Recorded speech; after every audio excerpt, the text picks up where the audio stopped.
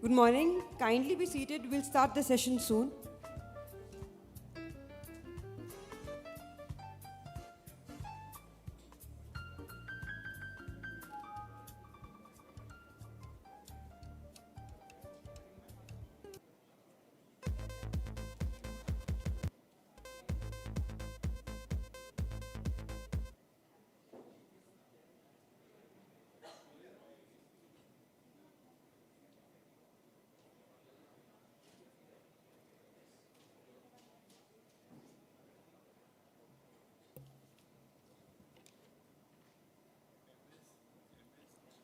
Mr. M.S. Shekhar. Yes.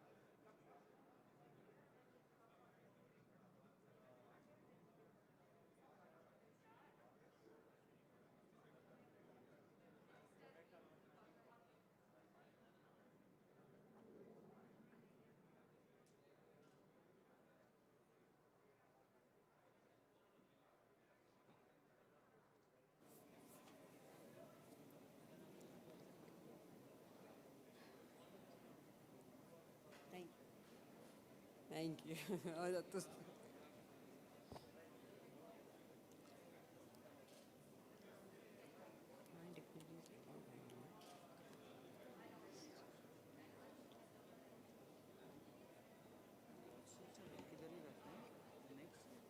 The moderator transition has been done by Mr. Marius.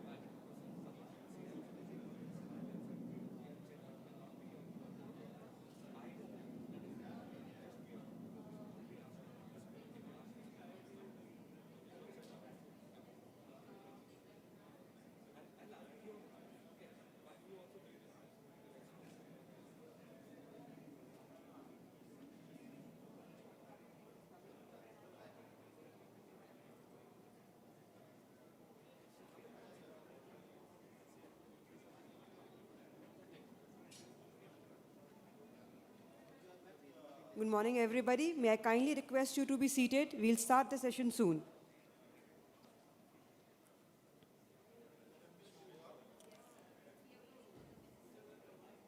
So I'll be. We're waiting for the minister. Minister is coming in, so we will invite everybody.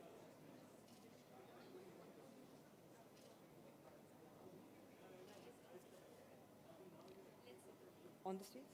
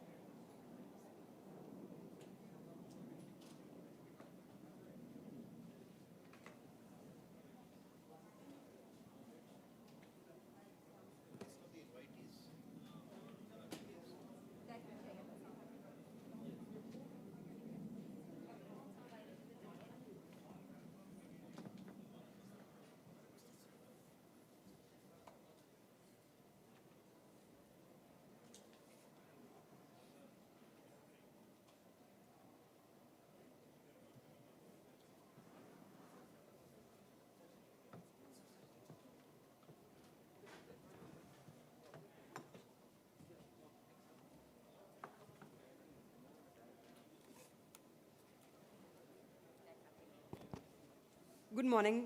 Good morning, dignitaries, ladies, gentlemen, and the media representatives. Welcome to the Karnataka session on aero opportunities and defense in the 13th Aero India show. With Karnataka leading the states in the aerospace-related exports, the state is a preferred destination for aerospace and defense companies. With favorable ecosystem and policy-friendly governance, Karnataka blossomed with public enterprises and private companies in this sector. It's our pleasure to welcome you all on the session, welcome you all to the session on to discuss the opportunities offered in the state. May I now kindly request Mr. Gaurav Gupta to facilitate Mr. Jagdish Shettar with the bouquet, please.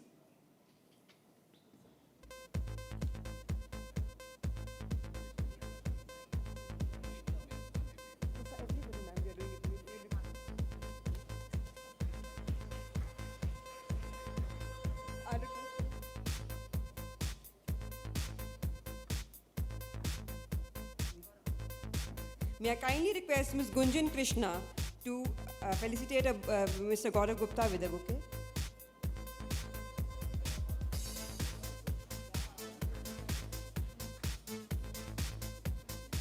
May I request Mr. Mario Gonsalves to take over the session, please.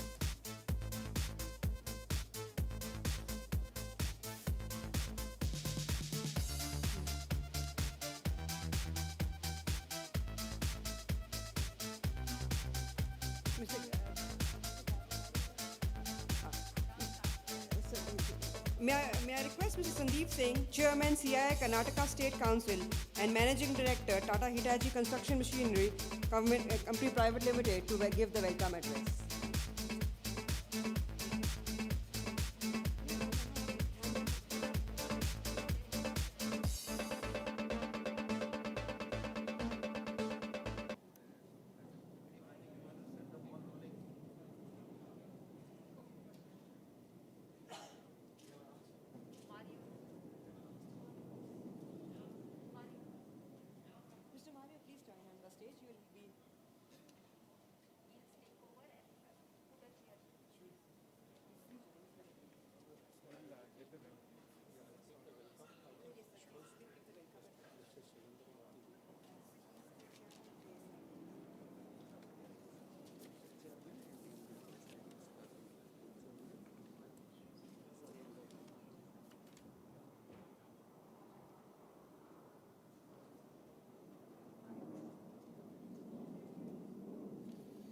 Yeah, good morning to everyone. Thank you very much. First of all, I would like to welcome our distinguished guest for this inaugural session. To start with, Mr. Jagdish Shettar, Honorable Minister for Large and Medium Scale Industry, Government of Karnataka. Welcome, sir. Thank you very much for being with us today. He's always encouraging us, driving the industrial revolution in Karnataka, and always, whenever we invite him from CII, he never says no, and encouraging us with all his guidance all the time. Thank you very much, sir. Mr. Gaurav Gupta, Additional Chief Secretary to Government of Karnataka, Commerce and Industry Department. Thank you very much, Mr. Gupta. Again, a driving force in Karnataka to revolutionize the industrial sector in Karnataka. Thank you very much. Mr. Kapil Mohan, yeah, is he there? Kapil? Yeah. Ms. Gunjan Krishna, Commissioner for Industrial Development, Director for Industry, Commerce Department of Industries, Government of Karnataka. Thank you very much, Gunjan. And Mr. Shalendra, Chairman KSIDC. Thank you very much, sir. Thank you very much for being with us. And I have Mr. Tilok Chandra, Commissioner, Government of Karnataka. Thank you very much. Thank you very much, sir. Thanks very much for being here with us. At the outset, I would sincerely like to thank Government of Karnataka, Defense Ministry for organizing such a good, popular Aero India show here and provide opportunity to CII to organize this conference on aerospace and defense opportunities in Karnataka. Concurrent to conference along with Aero India 2021 with the host state of Karnataka, the initiative of Government of Karnataka along with expertise of SIDM, Society of Indian Defense Manufacture, as a special partner, and BCG, Boston Consulting Group, as the knowledge partner for this program. Thank you very much. I would like to thank all of them for getting all of us together in this forum under one roof. My dear friends, we all know that Aero India exhibition is organized every alternate year. It is one of the major exhibitions for aerospace and defense industry with the public air show. This is one of the most popular show in India, hosted by Karnataka State, organized by Defense Ministry of Central Government. It also enables industry professionals to gain market insights, showcase new development, technology, and generate awareness about their innovation. Aero India is one of the most popular and flagship events supported by Karnataka government, and it also gives unique platform for all delegates, people who want to invest in Karnataka, who wants to have interaction with the government officials. So along with Aero India, we have gathered here to discuss further opportunities. Today we will have panel discussion, what all opportunities Karnataka state brings on the table, and have open discussion, and we'll have a lot of interaction on aero industry, aerospace opportunities in Karnataka. Our Honorable Prime Minister, Mr. Narendra Modi, his vision and policy of imbibing Atmanirbhar Bharat and aerospace and defense sector. So this is a very big opportunity for industry to develop aerospace industry in Karnataka state. I would also like to point out that Government of Karnataka has recently formulated the new industrial policy, which is one of the best policy announced in India, in which aerospace and defense industry is recognized as one of the main focus sector. Government has also announced pioneer reforms and attractive incentives to foster dynamic industrial ecosystem in the state. Model of new and existing aerospace and defense production. As all of you know, that aerospace and defense is one of the major sector based in Karnataka, and with the robust government support for this sector. And we want to further expand and enhance the aerospace footprint in Karnataka state. At CII, we are working very closely with the Karnataka state to improve ease of doing business. As all of you know that Bangalore is one of the city and Karnataka state is one of the state which is being added in the ease of doing business state.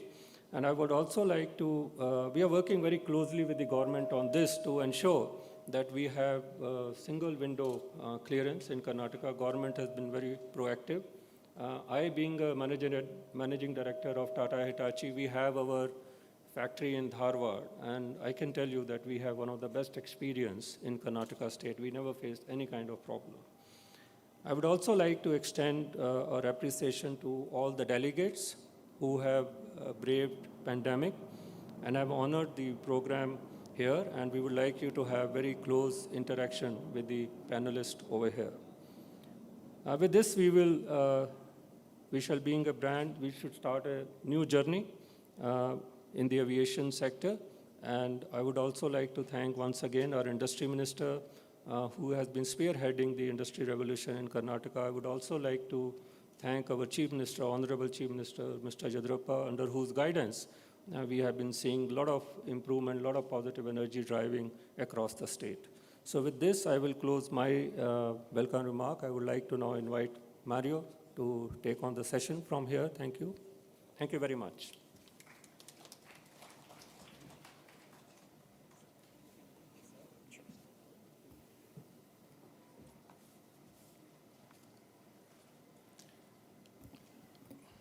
Thank you, Mr. Singh, for welcoming the delegates and also setting the context for today.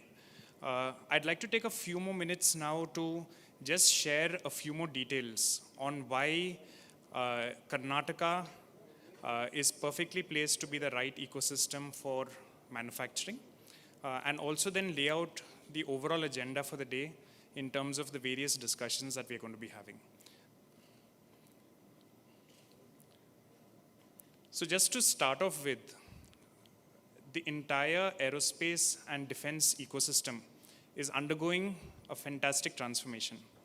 And this is resulting in a huge opportunity for various Indian manufacturers to really step up their play in the sector. I'm sure many of you all are already aware that India is one of the leading nations in terms of overall military spend, right? They're in fact in the top 3 right now. And if you look at 2021-22, we are expecting about $67 billion spent in the defense sector. Right? Further, India is also a major importer of defense equipment today. Right? Around 15% of the total global imports is by India alone. And hence, this represents a significant market as we think about the opportunity for defense. What is also good to see is that the government is taking very progressive measures to push indigenization of defense. Right?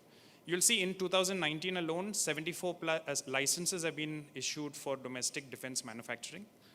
The government has also taken various policy measures, increasing FDI to 74%, also banning or proposing to ban about 101 defense items to improve the local ecosystem. And also, this would add up to about 2.2 billion. Right? So effectively, multiple pushes and multiple measures being taken to overall improve the defense ecosystem in India.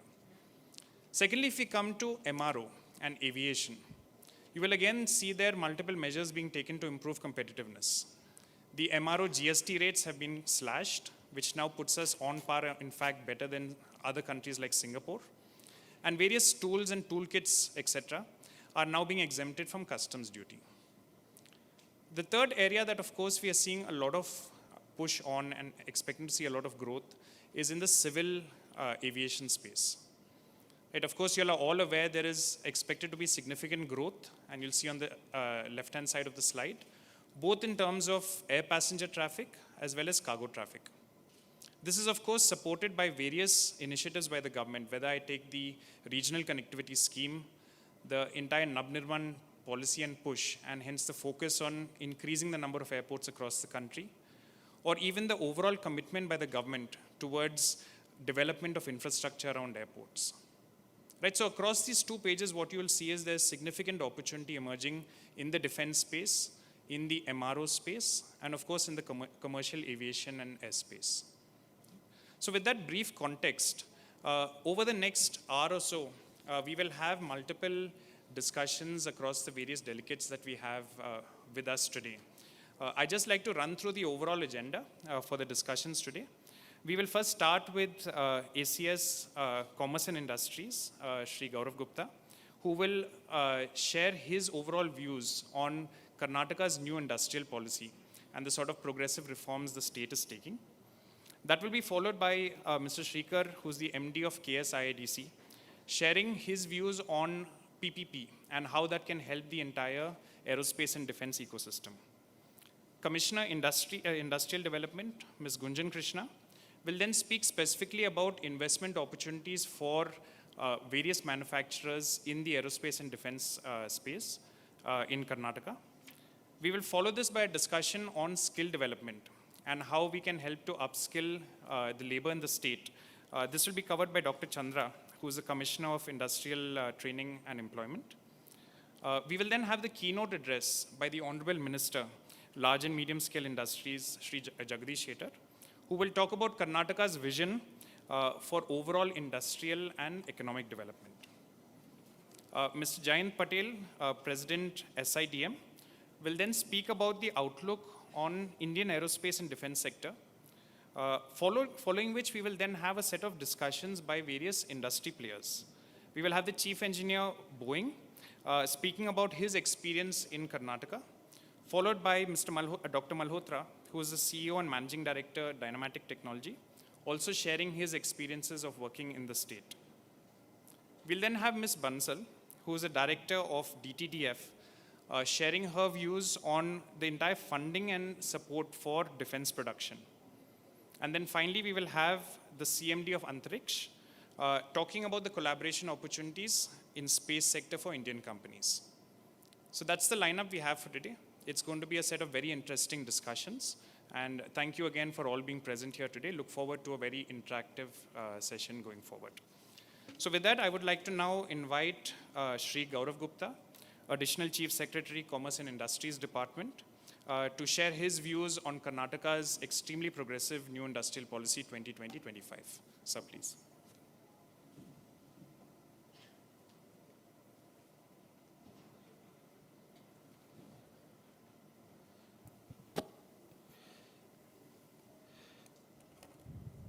A very good morning to all of you. Mr. Jagdish Shettar, Honorable Minister for Large and Medium Industries. Mr. Beladale, the Chairman of KSIIDC. Mr. Sandeep Singh, the CII President and also the Managing Director of Tata Hitachi Construction Machinery. Mrs. Gunjan Krishna, my colleague in the Industries Department, Mr. Trilok Chandra, all dignitaries present here. We have the galaxy of people from the private sector as well, and I really acknowledge their presence and thank them for coming here. It has been a splendid journey in the Aero India show over past several years. This is the 13th edition of Aero India show, and as you know, all editions have been held in Bangalore. And we are very happy that in spite of the pandemic, the Government of India and the state government, together with that, have enabled this edition to be conducted successfully. I am pleased to be joining the seminar today, and I'll be talking about the new industrial policy in which we have in this year. In the backdrop of COVID, the Government of Karnataka decided to sharpen its edge and to announce several policy measures which will make it more and more comfortable for the industries to be here and to invest here. And that is, again, the backdrop of what the Government of India has been doing. The Government of India has been driving several reforms over various key identified sectors. 13 champion sectors have been identified for production-linked incentives. And similar to that, the new industrial policy launched by the Government of Karnataka, we have taken up several revolutionary reforms. Aerospace and defense industry has been identified as a focus sector for this policy. As a part of this policy, several reforms have been announced. We would like, and this is in the preamble of the policy itself, to make Karnataka a global manufacturing hub and to achieve higher and sustainable industrial growth through capital infusion, technology transfer, world-class industrial infrastructure, skill upgradation, and benchmarking with the global standards. The policy emphasizes on advanced manufacturing, research and development and innovation, and builds up on the Karnataka's position, leadership position in the field of innovation, where we are already ranked number 1 in the country by the Niti Aayog. The policy aims at, promoting of large-scale as well as the small-scale enterprises by various kind of incentives which are most suitable for various sectors. And for the first time across all sectors, Karnataka has introduced a turnover-based incentive systems to ensure balanced industrial development in the state, and up to 2.25% of annual turnover is admissible for a period of 6 to 10 years as an investment promotion subsidy, thereby letting go of the tax-based incentives which used to be there earlier. So companies can avail of this subsidy up to 40 to 60% of their fixed assets. And in the backdrop of what Government of India has taken up, the Ministry of Defense, where the focus has been shifted to exports, defense manufacturing exports, the defense PSUs have now been given a target of making up to 25% of their revenue from exports by 2023. 2.2 billion worth of defense imports have been identified to be substituted by indigenous domestic manufacturing. FDI limits have been increased from 49 to 74% defense sector under the automatic route to encourage more and more investments. Then a big game changer was the $6.7 billion order which was given to the HAL for procurement of jets, the Tejas jets. And then the 101 strategic defense identified areas which have been banned for exports. Now, all of these are matters which have been taken up at the policy level at Government of India. Since the time of Mr. Manohar Parrikar, a lot of changes have been brought about. I have seen this Aero India show personally since 2015, in which a lot of emphasis has been given on domestic manufacturing. I think now the time has come. Now the time has come, and the Government of India and the state government, I think, are absolutely poised to make this happen. On the ease of doing business, the Government of Karnataka has made another revolutionary change. We have, by amendment to the Industries Facilitation Act, we have also now enabled that any industry, any approved project can start from the next day without waiting for downstream approvals. Sometimes that is the bugbear because of which the industries cannot take off. And this investors are not required to obtain approvals for various government agencies for a period of 3 years. Based on self-certifications and online payment of fees, you can go ahead and you can start your business. So with 65% of India's aerospace related experts and more than 2,000 suppliers, yesterday we brought out, the Honorable Chief Minister brought out a directory of all the suppliers and agencies working in the field of aerospace and defense in Karnataka. So 2,000 of them. We are keen to support industries and help them to realize their India ambitions. We would like you to note few things which I believe is already known to the private industry leaders, and they will come and attest on their behalf as well. One is predictability. Government of Karnataka is absolutely on predictable fronts. Lot of changes have been brought about, but we are consistent. We do not change policies midway as some of the other Indian states have done. The second thing is dependability and trust. So you can depend on us and on any issue, morning or evening, night or any time, any sector, you can approach us. This brings us to the third point of approachability, and I would say that the industry should bear it out. But the Government of Karnataka is absolutely approachable, right from Honorable Chief Minister to the Honorable Minister for Large and Medium Industries, and to myself and my colleagues in the department. So I would like to again welcome you, and we'll be very happy to handhold you and make your future journey comfortable. I look forward to interacting with you personally in the coming days. Thank you so much.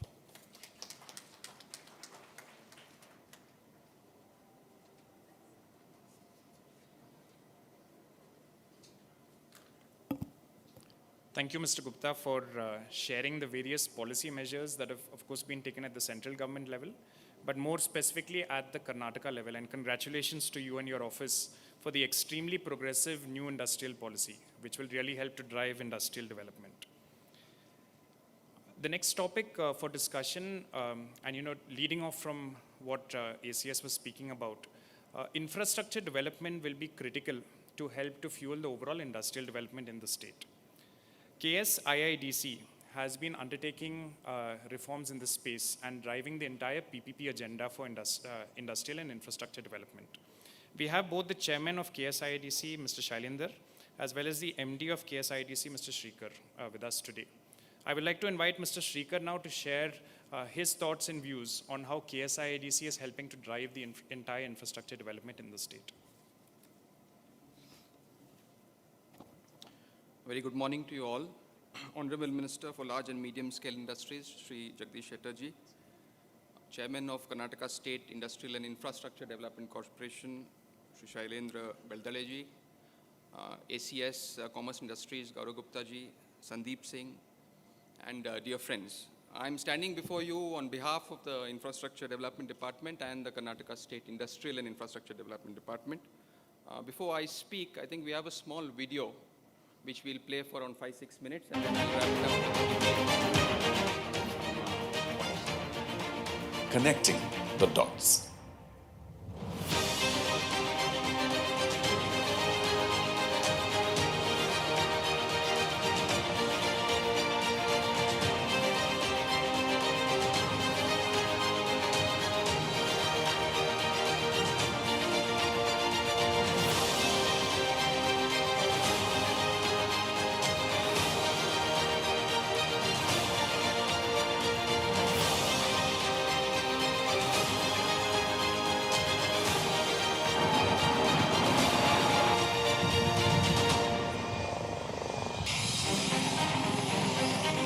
Bengaluru etched a date in the history of Indian civil aviation on 24th May 2008. This day, the Infrastructure Development Department, Government of Karnataka, through the nodal agency KSIIDC, successfully dedicated the Kempegowda International Airport, KIAL, the first ever greenfield airport on PPP model, to the nation.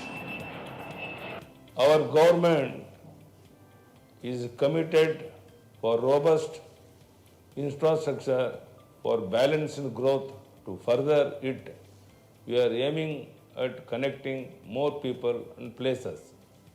Karnataka had made great strides in civil aviation in recent past with addition of Kalaburagi and Bidar airports. Work has already started in Shivamogga and Vijayapura. Shortly, work will be begun at Karwar, Raichur and other districts headquarters. We have developed BAAL on PPP model. It is greenfield airport and fastest growing in India.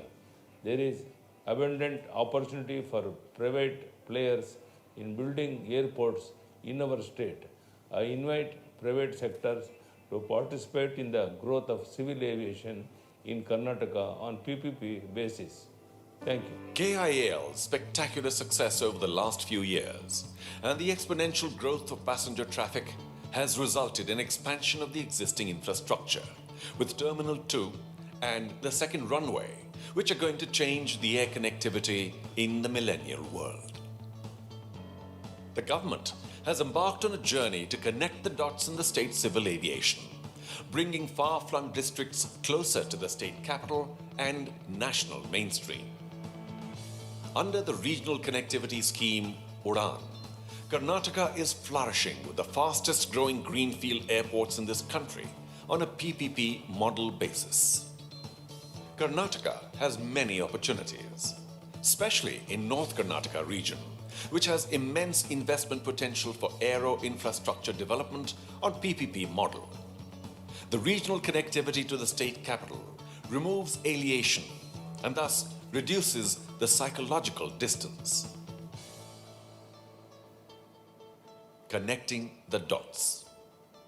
Kalaburagi, the travel time from the capital city of Bengaluru, is now reduced to 1 hour from 14 hours. Kalaburagi Airport, being just 1 year old, has already connected to Bengaluru, Delhi, Tirupati, and other new routes. It's a day operations airport. Infrastructure is being upgraded for night operation. Earlier it used to take a long time. We had to go to Hyderabad and then catch flight. Now with Gulbarga airport being commissioned since last 1.5 years, we are very happy that we can reach Delhi directly, we can reach Bangalore directly.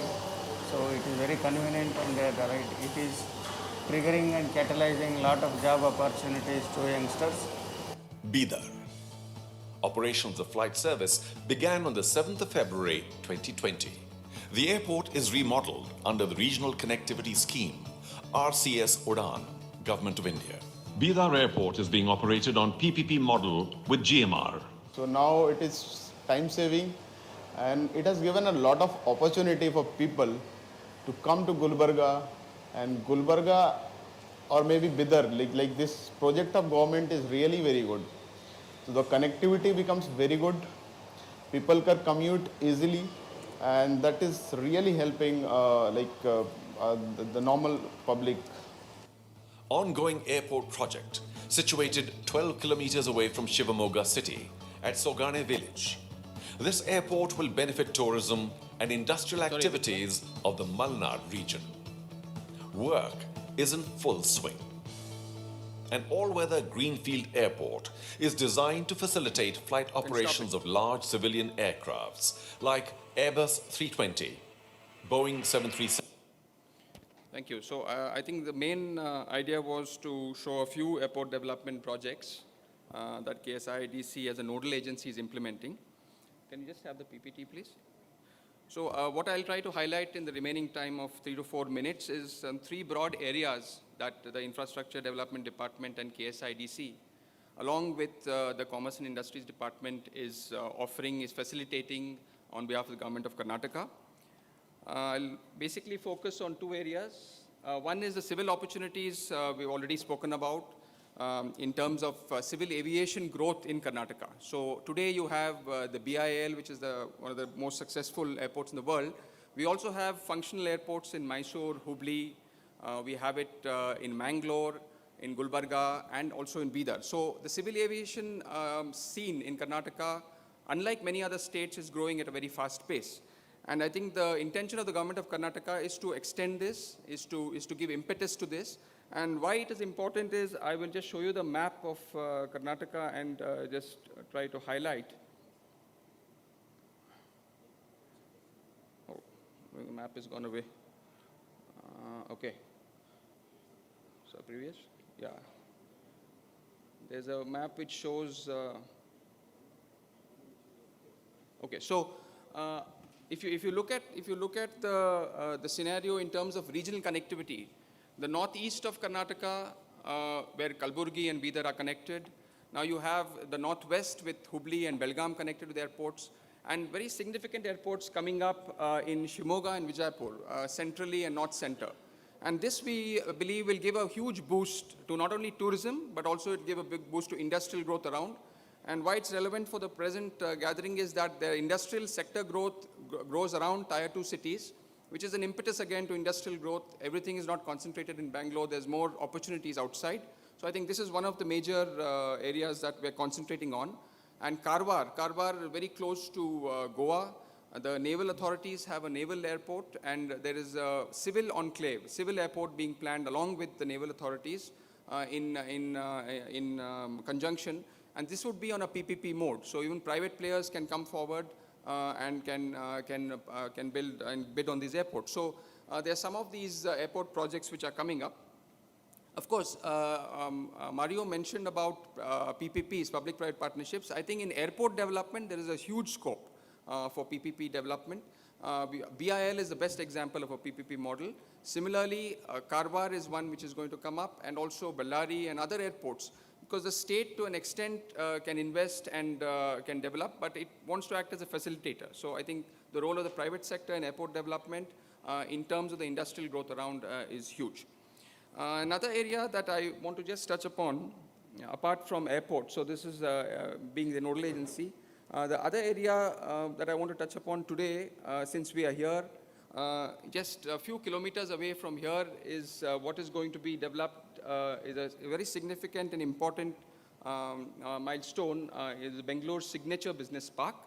This is 400 acres of land just outside the Kempegowda International Airport, just adjacent to it.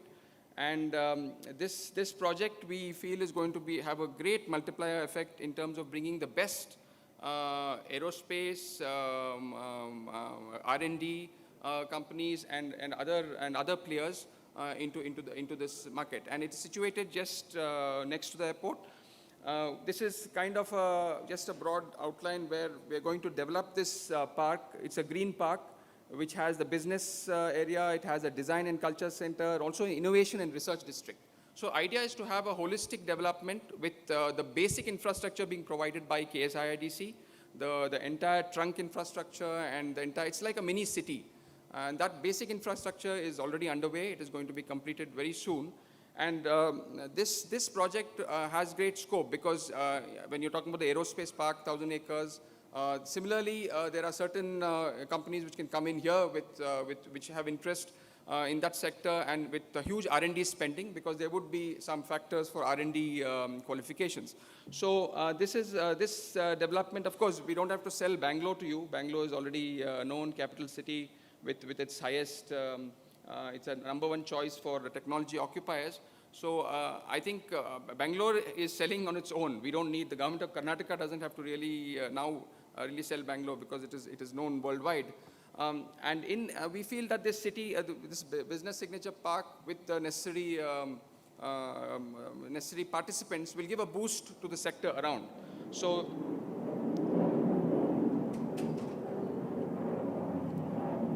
basically there would be 3 or 4 areas: business, innovation, design and culture. And this would be on a pre-qualified basis as well as open bidding basis. It's a competitive bidding, a transparent open bidding process. So I think once the details, it's in the initial stage, I think the next 4 to 6 months, we would come out with a plan, with a detailed marketing plan, and it would be out in the open. So we urge you to have a serious look, inform your investors, have a serious look at this project so that you can be participants and be part of this innovative project we're coming up with. And ultimately, I think I'll just speak about the PPP model. Since Mario said, in Karnataka, government of Karnataka is one of the few states which has a public-private partnership policy. It's a PPP policy of 2018, which encourages private players to participate along with government in different sectors. I urge you to have a look at that policy. There's a single window clearance under the chairmanship of the Honorable Chief Minister, which clears projects above 500 crores and at the Chief Secretary level below 500 crores. I think, so I urge you to participate in that, and we are all, the KSIDC, like Commerce and Industries, also has an open door policy, sir. We are also open to calls morning, day and evening. So I urge you to be part of this journey in Karnataka. Thank you.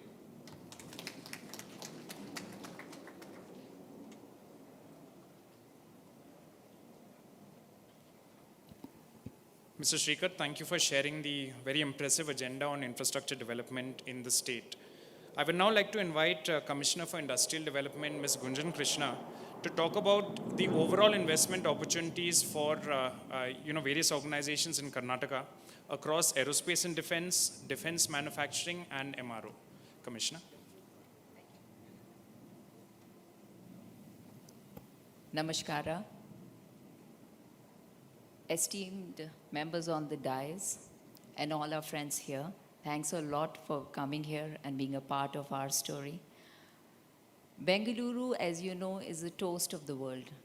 In fact, there is something about Bengaluru that makes it a toast of the world. Recently, in a study which was done by London and Partners, where they were trying to showcase London, Karnataka and Bengaluru emerged as the fastest growing mature tech hub of the world. Similarly, as mentioned, we are the #1 in the innovation index of Government of India. The story of Karnataka and the Bengaluru is the story of growth and innovation. And aerospace and defense industry epitomizes it best. Historically, if we look at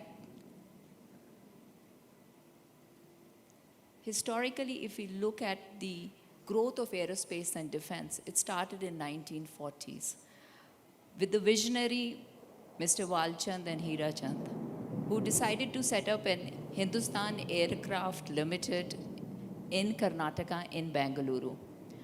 And they got into an MOU with, with an American company and started having the training, training flights, bombers, and the fighter planes. And from there, it was taken over by the government of India. And now every decade added the building blocks to the aerospace and defense industry that we see today. The next decade, if we talk about in 1950s, then we had these iconic manufacturing, research and development, and private sectors coming in.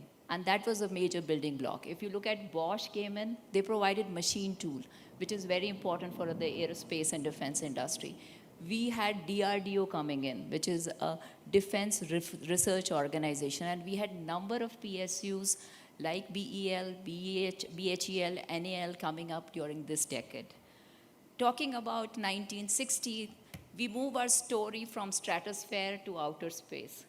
The ISRO got formed here, and the major space agency which has been responsible for mission Mars, for lunar missions, and many more.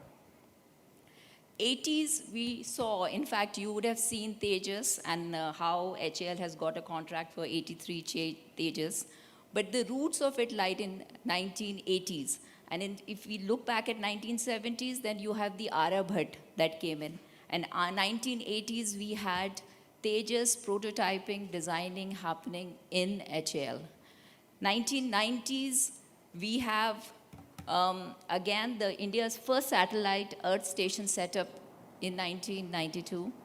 And we had these, major technology hub that got developed from Infosys, which came in 1980s, to all the major companies of India and abroad came and set up their base in Bengaluru. And as a result of it, what we see today is a very rich ecosystem.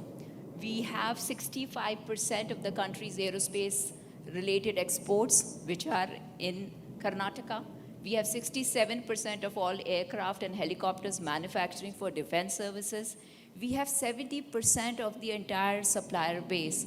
And as I've already told you before, we are the fastest growing mature tech hub of the world.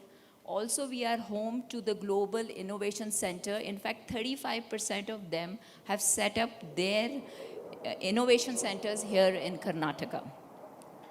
Now, one thing that powers Karnataka is innovation.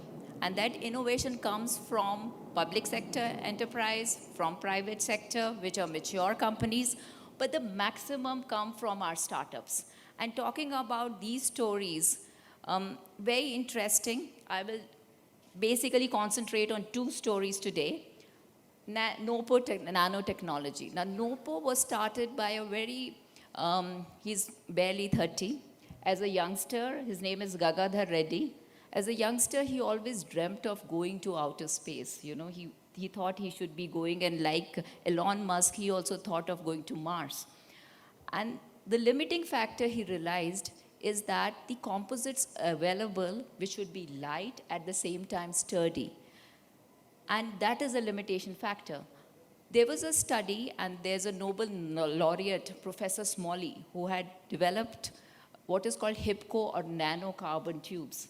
Now, those nanocarbon tubes were not to production stage, and they had tried many times. So this young entrepreneur came from India, from Mysuru, and he collaborated with Professor Smalley's, one of his students, and actually brought to production the carbon nanotubes, which they call HIPCO. And now they have got major World Space Agency, their clients, and Lockheed Martin gave them the contract when they were just working on it.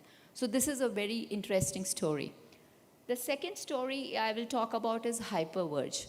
Now, Hyperverge is these people, again, youngsters, who started their company when they were in IIT. They were in IIT Chennai. In the second year, they started. And they started working on artificial intelligence and how to basically use analytics to understand the data which is coming up from the satellites, from the camera images, from the videos, and they can tell you, what is the difference. And now their technology is being used they have won a contract with the Air Force of the US. They are working closely with the Airbus and many other clients. So these are the interesting things that are happening in Karnataka. Which is why, if you look at Karnataka, Bangalore is among the top 3 global aerospace cities in attracting foreign investment. In fact, Singapore, Dubai are ahead of it. We have gone ahead of Paris. Now, talking about the 4 key opportunities for investment in aerospace and defense in Karnataka, I will be essentially talking about research and development, as we are the research and development capital. We are looking and asking that you can set up your high-end research and technology hub across topics such as flight simulation, aircraft design, additive manufacturing. Aerospace and defense manufacturing is the second that we are looking at. We have the maximum supplier base that we are talking about, 70%. You can partner with the Indian leading companies to establish new manufacturing units in Bangalore, around Bangalore, and we have number of clusters all across Karnataka. And MRO is the third opportunity that we'll be talking about, and space exploration is the fourth, because there we are looking at set up an advanced space exploration hub to drive innovation for global needs and partner with leading startups to develop high-tech communication and radar technologies. Now, talking about R&D. Now, if you look at, we are home to 400 plus MNCs with global R&D centers in Karnataka. And if you look at GE, their second largest R&D center is located in Bangalore. If you look at Samsung, they're not only working on 5G, they were already started working on 6G technology, 6th generation technology here in Karnataka. And in aerospace and defense, if you look at it, Boeing, Airbus, GE Aviation, all of them have got their R&D center. So I invite you to set up your R&D center here. Now, talking in particular about aerospace and defense, Karnataka contributes 40% of the engineering research and development revenues in India. Karnataka is home to 50% India's R&D talent base. We are highest number of patent applications which are filed from Karnataka, from Bengaluru.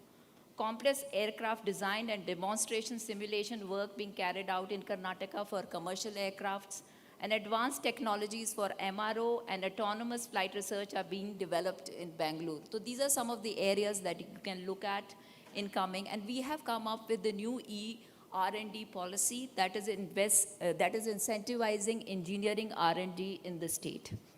So we will be sharing with you the details of that policy. Now, coming to the manufacturing.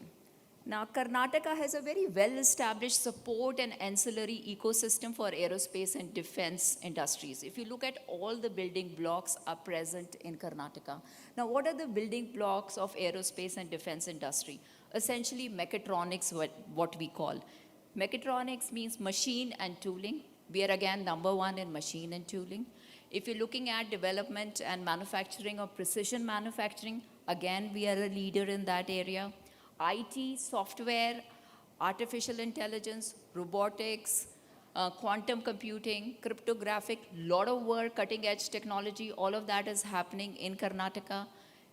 Electronics, we have come out with one of the best policy for electronic system design. If you look at 30,000 chip designers are located within Bangalore, and 85 plus design companies, chip design companies are also here. So this is something that we are talking about which helps manufacturing ecosystem in Karnataka. Also, what we need to look at it is that we don't have just a Bangalore as a story. We have ACUS, which has set up an SEZ, the first aerospace SEZ set up anywhere in India, which was set up in Belgaum.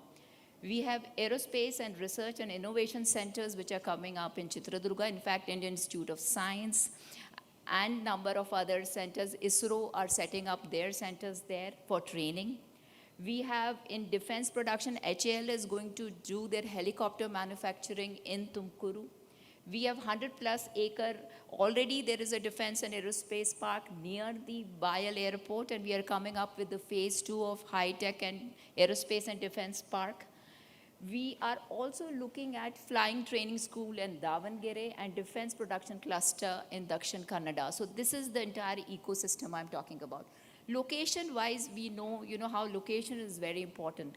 Government of India has come out with the defense corridor, which they are saying Tamil Nadu. So if you look at, we are at a triangle, Bangalore, Chennai, Coimbatore, and we can actually play and leverage on each other's strength.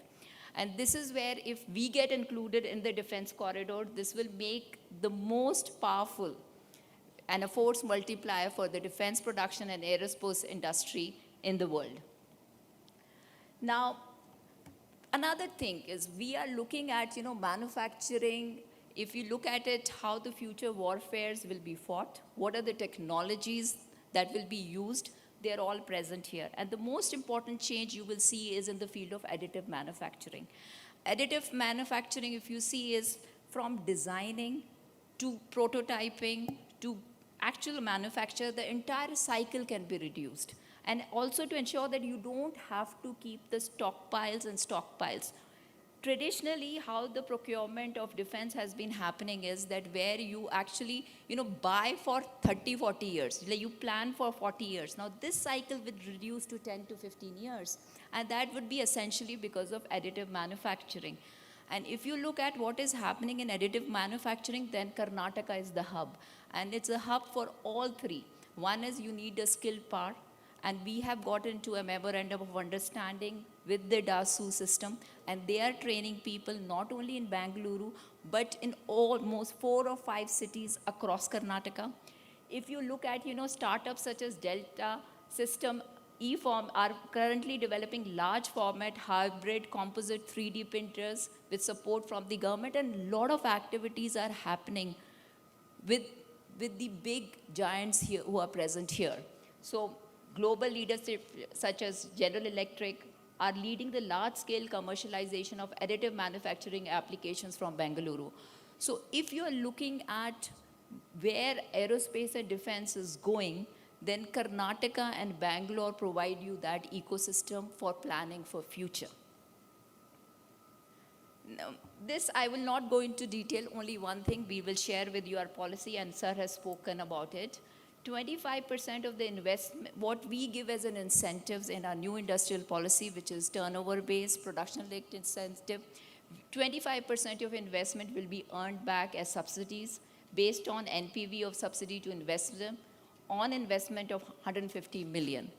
And this is something that we urge you to have a look. Apart from that, we have an ESTM policy, and ESTM policy is one of the best in the country, and we have a dedicated aerospace and defense policy, and we'll be coming out with the aerospace and defense policy, which will update it, looking at the demand that we are having.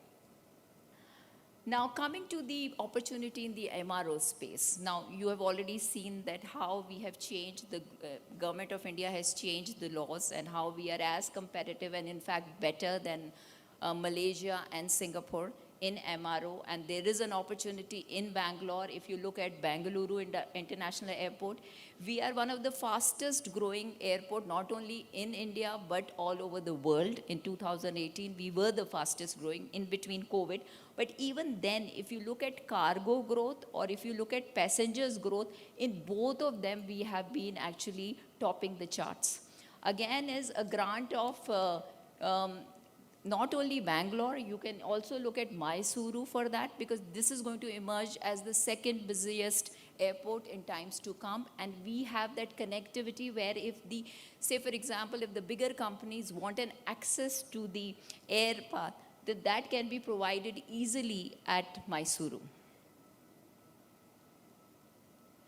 Now space is the third, because Government of India is talking about easing space, and we are inviting companies here. Space is, you know, ISRO, and you know about Mangalyaan, Chandrayaan, how we could send a mission to the Mars at 75 million US dollar, whereas a film, Hollywood film, Gravity was made at 100 million US dollar. So that shows the innovation of the country and of. So I look forward and ask you to participate in the space story, and there's lots that is happening in Karnataka here. So Karnataka is an investor-friendly state with robust industrial infrastructure. Um, I will not speak about Facilitation Act, sir has already spoken about it, that if you plan to invest in Karnataka, then within no times you will get all your approvals. You don't have to wait for a number of approvals. You can ground your project as soon as possible with the affidavit-based clearance mechanism that we will provide. So that is something in place we'll share with you. Also, if you look at the infrastructure, we will provide you plug-and-play facilities. We will ensure that lands are available for you, and all the infrastructure is in place. You know the airports, but the most important part is that we are a part of two infrastructure corridors. One is Bengaluru-Chennai Industrial Corridor, and other is Bengaluru-Bombay Economic Corridor. So definitely that we have the physical infrastructure, but we also have the social infrastructure to welcome people from all over the world. If you look at Karnataka and Bengaluru, it has been adjudged the most dynamic city in the world. It is the expat-friendly place. We are cosmopolitan in nature, with cool climate and warm heart. I welcome you all to come and invest in Karnataka. Thank you.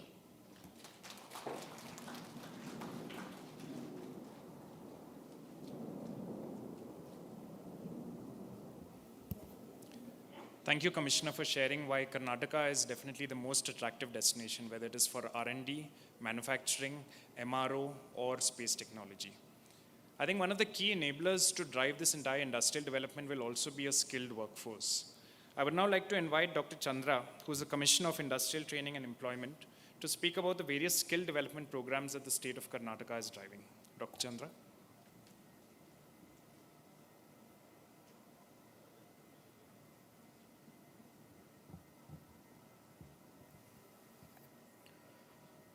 ಎಲ್ಲರಿಗೂ ನಮಸ್ಕಾರ. Good morning, everybody. Honorable Minister for Industries, Shri Jagdish Shettar, Additional Chief Secretary, Industries, Shri Gaurav Gupta, Commissioner for KSIDC, Shri Shrikar, Shri Shailendra, Shri Sandeep Singh,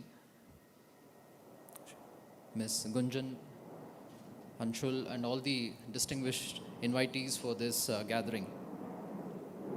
Can we start the presentation?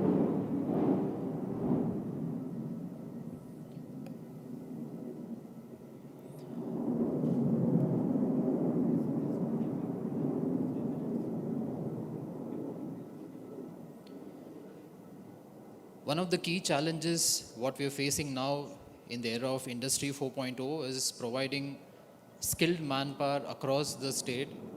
So this is one of the major feedback what we have got from the industries, that the major challenge what they're facing is availability of skilled manpower at where they are located. So to address this very unique challenge, we have embarked on a one-of-a-kind initiative in the country where we are transforming 150 government ITIs into technology hubs. Next. So the key areas of intervention is we are investing around 4,636 crores in partnership with 20 industry partners with 20 plus state-of-the-art machinery, 11 advanced trades, 300 plus trainers available in all these ITIs, 9 technology areas, 23 focused short-term courses. So this, as I said, to envisage, transform all these 150 government ITIs into technology hubs in line with the Industry 4.0. Per annum, train 20,000 plus students in Industry 4.0 skills. In addition, provide short-term virtual trainings to an additional 1 lakh students across private ITIs, polytechnics, engineering colleges. So wherever, and this program will Next, this program will reach across Karnataka. We have used this hub and feeder model to cover the entire state. Ensure proximity to all the existing industrial clusters and other government ITIs. Facilitate collaboration with other government institutions like GTTCs in polytechnics. Provide introduction on Industry 4.0 technologies to private ITIs, engineering colleges. So wherever you're present in Karnataka or planning to invest, an ITI teaching advanced skill will be available near you. The key highlights of this initiative would be identification of the needs in the current industrial training model, need for civil and technical infrastructure upgrade, emergence of Industry 4.0 technologies for which skilling is required, need for stronger industry linkages to enable quick adoption of technologies as they emerge and become mainstream, and need for private sector partnership.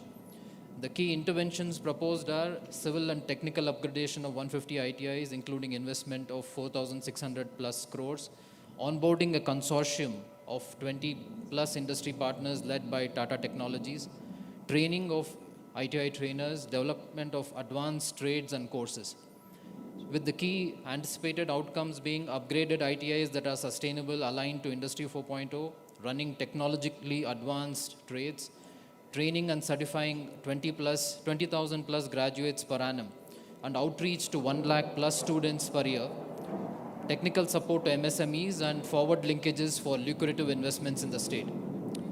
The unique aspects of this initiative is we are focusing on the key areas of Industry 4.0, including IT and Design Center, CAD, CAM, and CAE, IoT and digital instrumentation, advanced manufacturing, battery electric vehicle, which is a way forward in mobility, industrial robotics and advanced welding and advanced plumbing.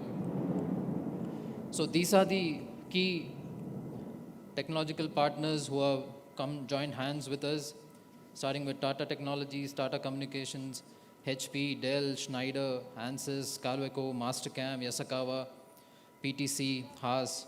I thank all of them for joining us in this first-of-kind initiative in the country.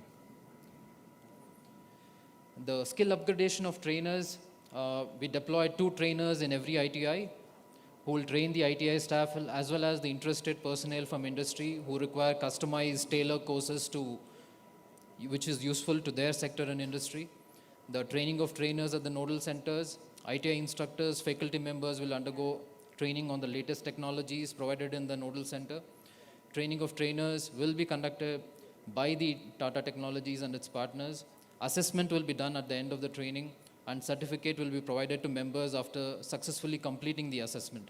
So this joint certification is a unique thing so that the trainees will be certified at the end of the course and they are ready for shop floor deployment without the current challenge of the graduates not being shop floor ready. Again, the industry partners having to invest further for their training. So our program has a unique program management approach, having all the key stakeholders involved right from the beginning. The technology partner provides the equipment, courses, trades, and the trainers. The 150 ITIs get the technology upgrade as well as the ITI students become the pool of knowledge, and also engage with the industry and feedback for continuous improvement. We would also envisage that these 150 ITIs become shop floors for the local industries so that they can get into batch production mode, use these facilities because the kind of equipment, I would request all of you to visit our stall in the hall across. So you'll understand the kind of the advanced machinery which will be there, which many of the MSMEs also don't have right now. So they can use them for their batch production immediately. So these are the sector focus, key sectors which we are focusing on, particularly aerospace and defense, automobiles and battery electric vehicles, handicraft and artisan industries, agriculture, horticulture equipment, IoT for smart cities and in the industries. So availability of skilled manpower is envisaged to provide state of Karnataka with a decisive edge in attracting investments. A&D is a key focus area for this initiative given the importance the state government has given. A dedicated center of excellence is planned for A&D itself. So the core objective being to forge business tie-ups and encourage ITIs to deliver services such as product design, development, testing, especially for the MSMEs, as I was mentioning, develop linkages with employment generation activities catering to customized industrial needs in India and globally. So the unique ecosystem, technical expertise, institutional support, and program support is the key USP of the program. So we are rapidly progressing to create the necessary infrastructure. This entire investment of $500 million plus is we are planned it to be completed by August this year, so that we plan to start the courses by the next academic year that starts in the August of 2021. But the technology labs will be ready as early as next month, so that we are in a position to train our students immediately. So these are some of the work photographs which are in progress. So looking forward to your collaboration. We are open to partnerships for recruitment, full-scale engagement, apprenticeship, part-time roles, joint certifications, which is a USP of this program, and product development and batch production, and consultancy services from the ITI and COEs. So please feel free to connect with us and our technology partners and the knowledge partners. I would like to thank all our technology partners for partnering with us, and I would invite all the global industry players across the spectrum to partner with us, so that we will be able to provide the skilled manpower which the industries requires on a need to order basis. Thank you so much.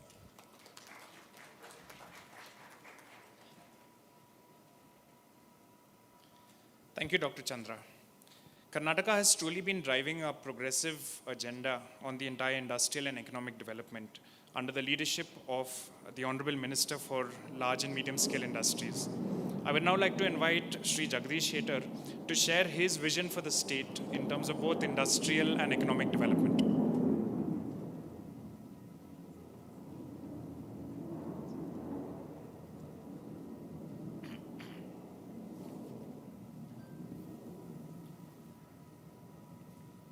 ಎಲ್ಲರಿಗೆ ನಮಸ್ಕಾರ. A very good morning to everybody. Mr. Gaurav Gupta, Additional Chief Secretary to Government, Commerce and Industry Department. Srimati Gunjan Krishnan, Commissioner for Industrial Development. Mr. K.V. Trilok Chandra, Commissioner for Skill Development and Employment Training. Shailendra Beldade, Chairman KSIDC. Sandeep Singh, CI Chairman. Srikar, MD KSIDC. And all the other dignitaries from the government and industry, media persons. I am pleased to be with all of you today to talk about the Karnataka's vision for overall industry and economic development. I think Srimati Gunjan Krishnan explained everything in detail. As you might be aware, Karnataka is a leading state in India with a strong industrial base. Our gross state domestic product is approximately rupees 17 lakh crore and accounts for the highest total exports among all states in the country. Karnataka has also been ranked first in Niti Ayog's Innovation Index for 2 consecutive years. Bangalore is the fastest growing technology ecosystem in the world and the only Indian city ranked among world's 25 high-tech cities.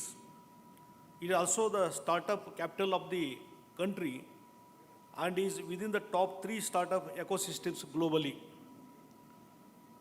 Today, the state has emerged as a key center of high-technic manufacturing with advanced capabilities in sectors such as aerospace, machine tools, automobile, electronics, and biotechnology. Karnataka is also known for its strong role in deriving innovation as the R&D capital of India. Our stable policy government environment, expedite-friendly social infrastructure, and industry-friendly administration further enhance our value proposition. The government of Karnataka has taken several measures to enhance investor friendliness in the state. Though the new industrial policy, we aim to achieve higher and sustainable industrial growth through capital infusion, technology transfer, world-class infrastructure, and benchmarking of policies and practices to best global standards. Lastly, Karnataka is a state which has always focused on ease of doing business. Keeping that in mind, we have recently amended the Karnataka Facilitation Act, which allows the investor to obtain approvals, clearances from different government agencies for a period of 3 years or until commercial operations begin. And looking into the new industrial policy 2020-25, now we are insisting and giving importance, priority to develop the industrialization to the Tier 2, Tier 3 cities. And looking into the, already explained by our dignitaries, that Tier 2, Tier 3 cities, particularly to connect air services to important cities of the India, that already we are doing, particularly in Bidar and particularly in Gulbarga, and even Belgavi and Hubli airports have developed like anything. Air connectivity to important destinations is also connect to the important cities of the Karnataka. So earlier it is always everybody prefers Bangalore, and there is Bangalore is overburdened. Now we are insisting industrialization to Tier 2, Tier 3 cities. For that purpose, infrastructure is developing like anything, and almost all cities, main cities, are connected to national highways, state highways, and railway connectivity is also there. So you can take opportunities in anywhere in the Karnataka, anywhere. For that purpose, I request you to have a look into other cities also.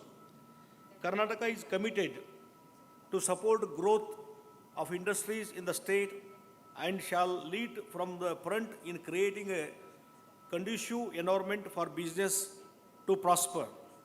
I would like to conclude by saying that Karnataka has for a long time been the preferred destination for investors across sectors, and by the virtue of its policies, incentive system, and the progressive environment will continue to remain so in the future as well. Thank you, sir, everybody. Thank you.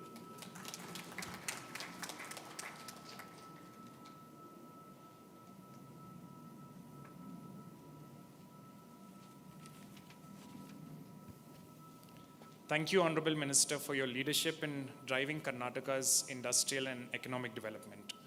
We'd now like to hear from the private sector also in terms of their experiences and outlook.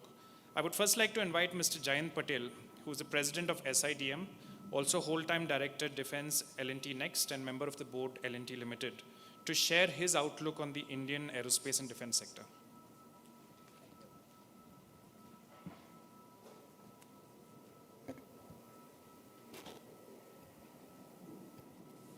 Thank you, Mario.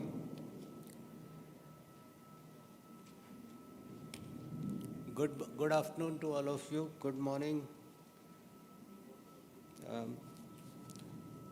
Honorable members on the dais, Honorable Minister Jagdish Shettar, Mr. Sandeep Singh, CII Karnataka, Mr. Gaurav Gupta, Gunjan Krishna, Mr. Chandra, and Mr. Shrikar. I am also extending my warm greetings to my fellow speakers who are going to be coming after me.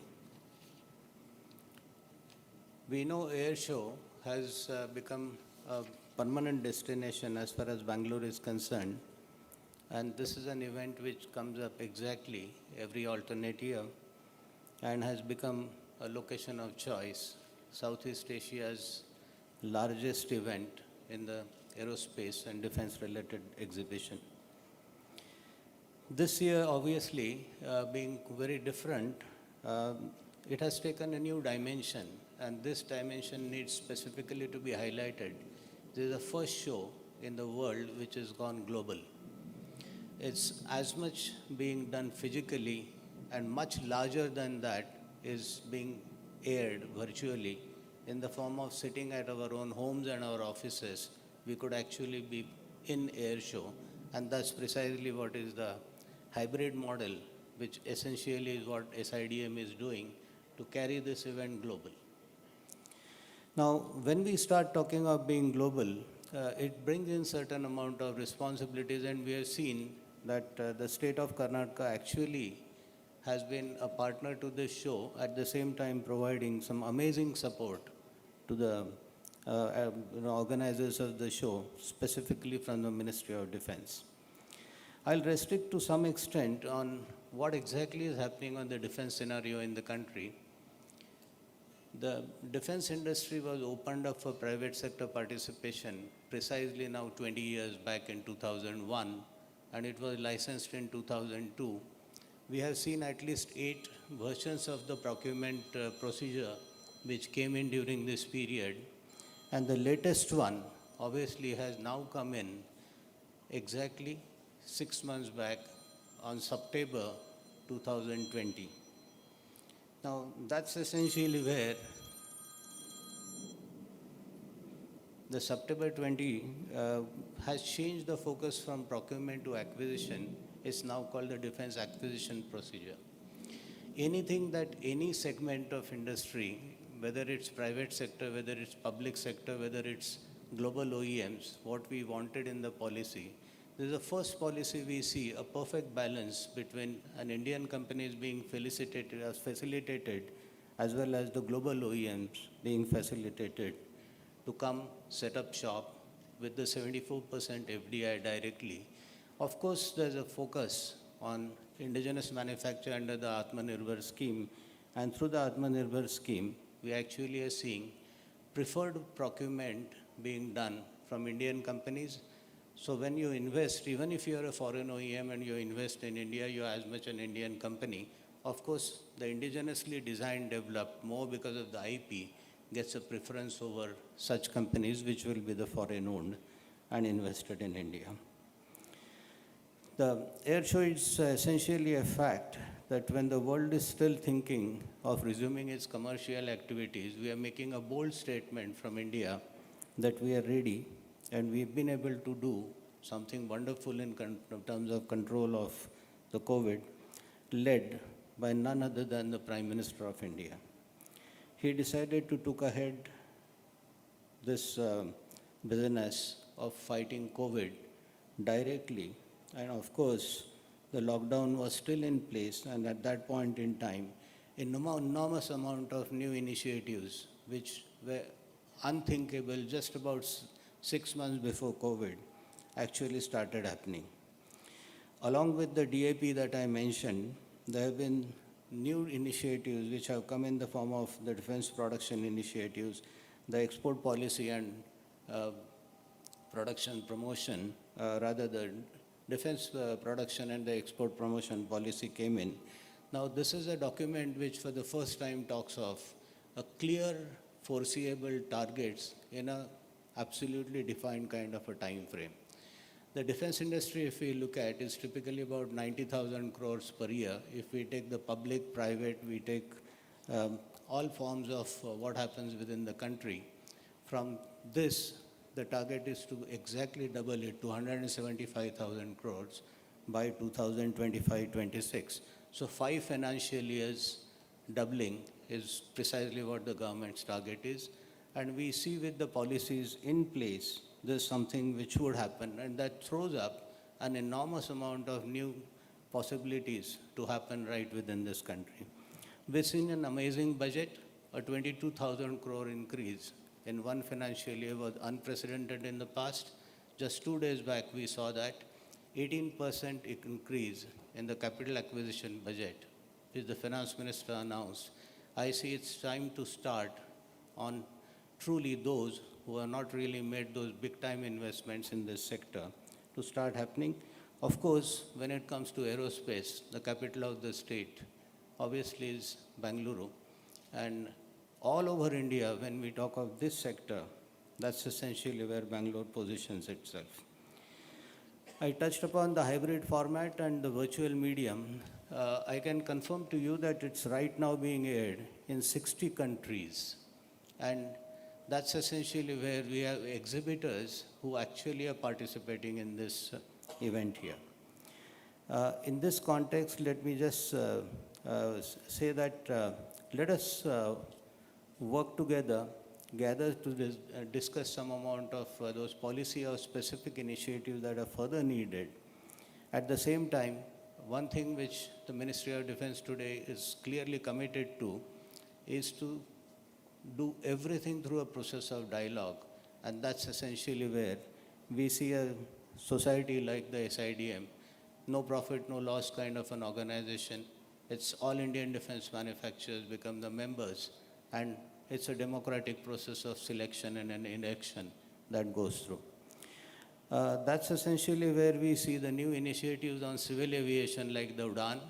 We see the Ministry of Defense initiatives in place. We see an A&D industry to be seeing an amazing amount of growth in times to come. Besides what I spoke about the defense sector, next 5 years of doubling of its turnover within the country, we also see an amazing increase in the next 5 to 10 years coming through for the purpose of civil aviation. The connectivity is enhancing, going higher and higher. We still have just about 600 to 700 aircrafts in the country registered, while the nation truly needs a multiple of that.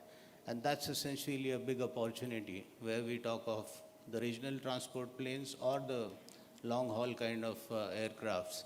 And of course, the entire life cycle chain of it.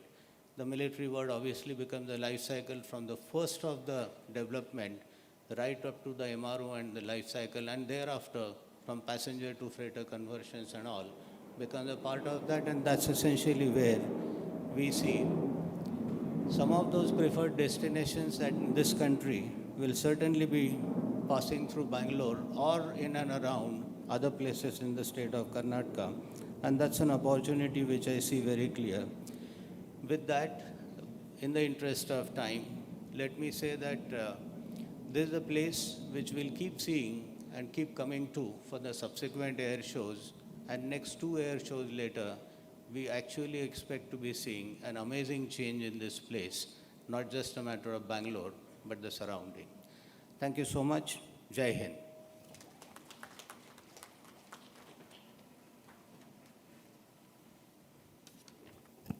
Thank you, Mr. Patel, for sharing your outlook on the sector and also for the pivotal role that the SIDM is playing in driving the entire development of the ecosystem. I would now like to invite Mr. Ahmed El-Shabini, the MD of Boeing India Engineering and Technology Center, to share his experience of setting up and operating in the state of Karnataka.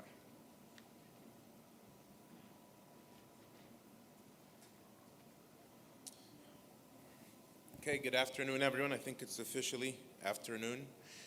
So thank you. I'm the Managing Director and Chief Engineer of Boeing India, something that we recently decided to do. So we've combined the 3,000 plus engineers, research and development professionals, IT professionals across India and mainly in Bangalore under one leadership, mainly to improve synergy between our team members and the Boeing India team members. Talking about synergy, I'd like to talk about the synergy between Boeing and India, something that goes back 75 years. Not just because India is one of the fastest growing commercial and defense market, as we heard, and not only because India has amazing talent that Boeing is keen on having, but it's also because Boeing is committed to having a long-lasting and self-sustained aerospace ecosystem here in India and in Karnataka specifically. over the course of the last 7 decades, Boeing has been the mainstay for the growing commercial sector. Boeing has also been a key partner in the modification and the mission readiness of the nation's defense forces. And we do this because what we believe is what we need to bring is the best of Boeing to India and the best of India to Boeing. And what better place to do it than Karnataka, right? As we just heard. Karnataka is right at the center of the aerospace and defense industry. Something which drove us to decide to headquarter our Boeing India Engineering and Technology Center here in Bangalore. This Boeing India Engineering Technology Center, we call it BIETC, so I'm going to call it BIETC moving forward. It's much shorter. So BIETC partners with the global Boeing team and with our local Indian partners to deliver lots of value. So what we do is we have engineering expertise serving all 3 of the main business units for Boeing: Boeing Defense and Space, Boeing Commercial Aviation, and Boeing Global Services. We also are able to bring the software expertise from India to create digital solutions for our Boeing Global Services to serve customers across the world. We also advance research and technology by doing our own in-house research, but by also partnering with the industry. We also do our own lab and flight testing through Boeing Test and Evaluation Team right here in Bangalore, enabling Boeing products across the world to go through the testing programs. And last but not least, we have also built our competence in digital analytics, working on cutting-edge technologies such as machine learning and IoT. Our journey as BIETC here in Karnataka has been an amazing journey. We have been, able to grow in less than 5 years, or in about 5 years, from about 300 people to about 3,000 people.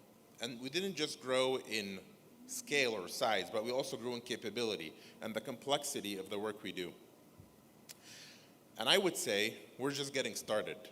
And that's why Boeing has made a significant investment and already initiated the construction of a state-of-the-art facility here in Karnataka. And this facility will be the biggest Boeing facility of its kind outside of the US. This facility is over 43 acres right by the international airport over here, and it's just going to be an amazing place where we can continue our research and development, our engineering, our IT, and much more. Now, talking about shifting from really what we have done as an investment in the state to what we really want to do, which is, as I mentioned earlier, Boeing strives to be part of the growing, sustained aerospace ecosystem here in India and in Karnataka. And to do this, we really need to partner with the government of Karnataka and the rest of the industry. And so we have done. Over the last 13 years, this year, we mark 13 years of us initiating our research and development center. Now, this research and development center has created partnerships with industry, 12 strong partnerships, 2 of them for Karnataka's very own NAL and IISC. Now, these partnerships in research and development have grown and evolved into what we call the Aerospace Network Research Consortium. This consortium on its own was able to deliver some cutting-edge research on wireless networks.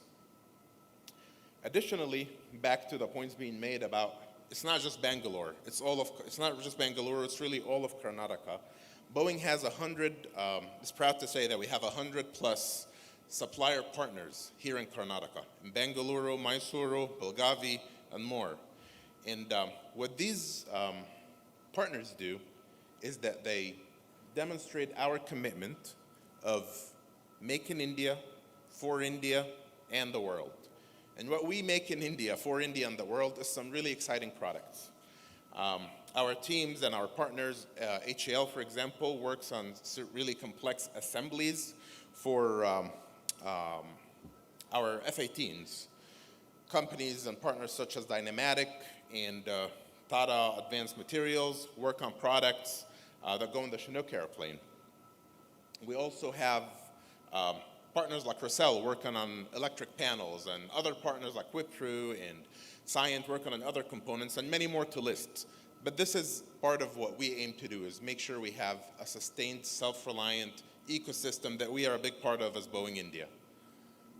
In addition to this work, we've also been proud to be part of the nation's objective and of the state's objective around skilling. So that's why in 2015, we initiated a program in partnership with TAML and with NTTF to provide world-class training, vocational training, and we were able to train so far over 2,500 workers in the state. So that's something we're also very proud of. You know, last but not least, and I know we're a little short on time, I do want to sincerely thank the government of Karnataka for their commitment to this industry and their commitment to the ease of doing business.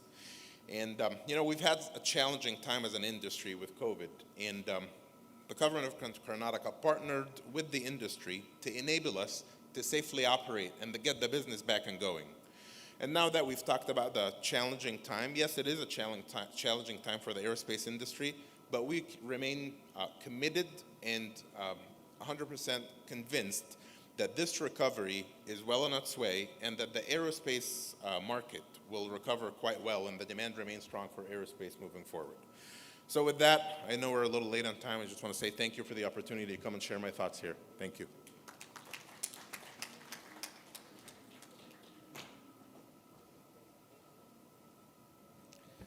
Thank you, Amit, for bringing the best of Boeing to India. And we're really glad that you're able to bring the best of India to Boeing through Karnataka.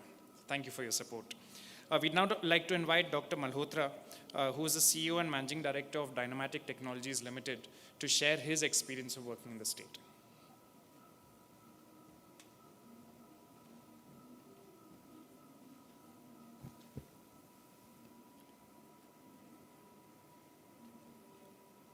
Respected Minister Shetar, respected dignitaries on the dais, our esteemed audience, good afternoon. Actually, it's probably the greatest karma for me to have come to Bangalore when I was 20 years old as a young entrepreneur and spent the last 35 years of my life. So one of the beauties of Bangalore and Karnataka is that it's a very safe place bounded by oceans and mountains on both sides. This is one of the reasons why it was a cantonment city for the last 150 years. And with its cool climate, it also attracted the best technical talent and the best institutions for science and aerospace and defense. And as a young entrepreneur who was interested in aerospace, I've been a hobbyist since I was 7 years old building model aeroplanes. In my early 20s, we were able to start partnering with some of these great institutions on some of the national programs. And the whole beauty as a young entrepreneur, we heard such great presentations from the government. I'm saying it through the eyes of somebody who was a young entrepreneur in this city. The great lifestyle, the local culture, the openness of the city and the openness to knowledge, the unique safety of women in this state. This is the city which has the highest work share or involvement by women with 25%, and that makes organizations and companies really good. Beautiful trees and good weather, that's our science center in Pina. You attract the best talent inside that enable us to innovate. And along the way, this is just something we delivered very recently, the front fuselage of the Tejas aircraft. We make the Tejas front fuselage, the main section. We've been involved in all the national programs over the last 25 years. And we're proud to have then globalized our business. And it couldn't have happened in any other city or any other ecosystem. So we became, over the last decade a sole supplier of complex Tier 1 delivered products for Boeing, Airbus, and Bell Helicopter, including some of the major fuselage sections. In the case of Bell, we make the entire fuselage for the world's largest selling helicopter. It's really interesting, sir, because earlier you all made presentations on skill development. Many years ago, we partnered with the Ministry of Skill Development in Bangalore and took over the ITI in partnership with the state at the ITI in Devanali. We've mapped out 56 villages across North Bangalore, rural Bangalore. All the artisanal children come to this institution and then they become educated, they learn skills, and they get certified. This was India's first aerospace certified ITI. And this provided us the entire basis for this global success. And then very recently we had this complete pandemic, and this is an extraordinary example of partnership with the government of Karnataka. I have before me a letter actually signed by the ACS, and I want to thank both the minister and Mr. Gaurav Gupta for their prompt. This is incredible. In 5 days, they opened up aerospace and defense. We're a sole supplier to Boeing, Airbus, and Bell Helicopter, and if we had shut down, not only are 200 suppliers in and around Bangalore, but we'd have shut down Airbus lines and Boeing lines and Bell lines, and that would have been a risk to make in India. And that within 5 days, including a weekend in between, we were up and running. So we actually never stopped. And this has been noticed by global clients, and it's really goes to sustainability of business in India. On the right side, you see a picture with Srimati Gunjan along with us. And you see Professor Utpal Tatu at the Indian Institute of Science. This is actually in the laboratory in the early stage, before the lockdown of India.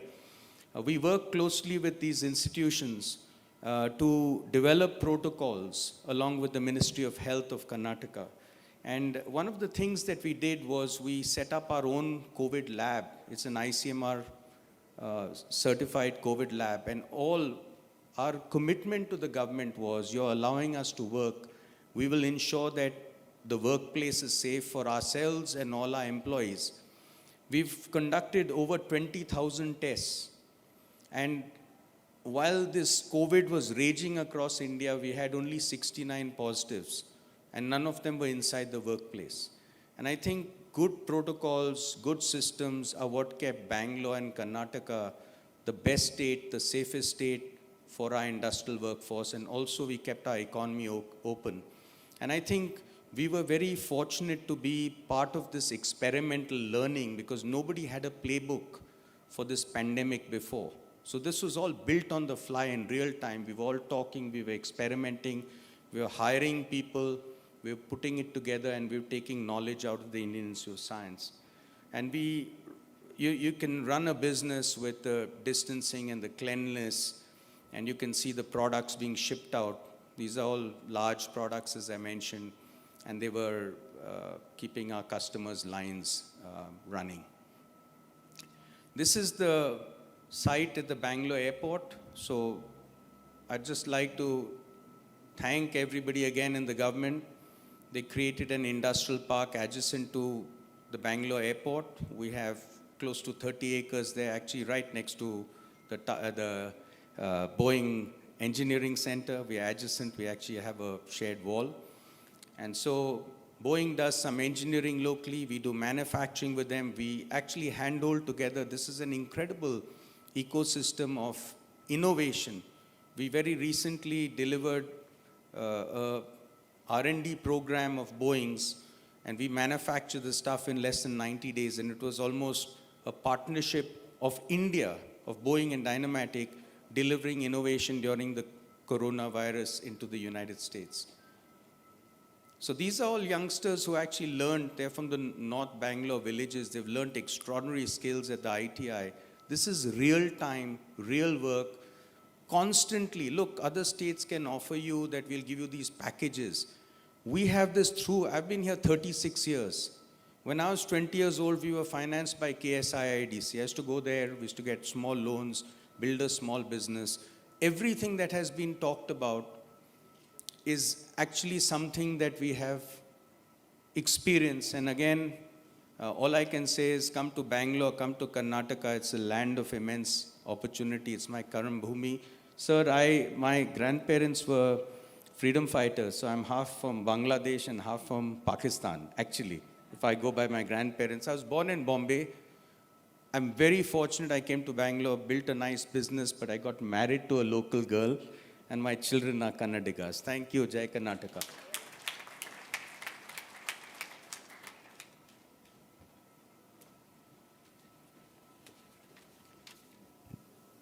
Thank you, Dr. Malhotra, for sharing your growth story and also your extremely positive experience with the state of Karnataka and with Bangalore. I'd now like to invite Ms. Nidhi Bansal, Directorate of Technology Development Fund, DTDF, to speak about the funding and support for defense production technology.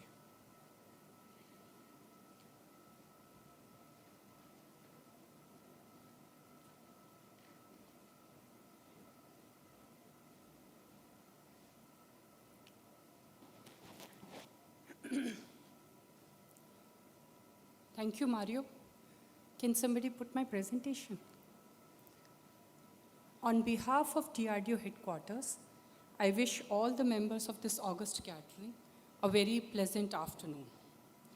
It is indeed an honor for me to be present here and speak on this extremely important and vital topic.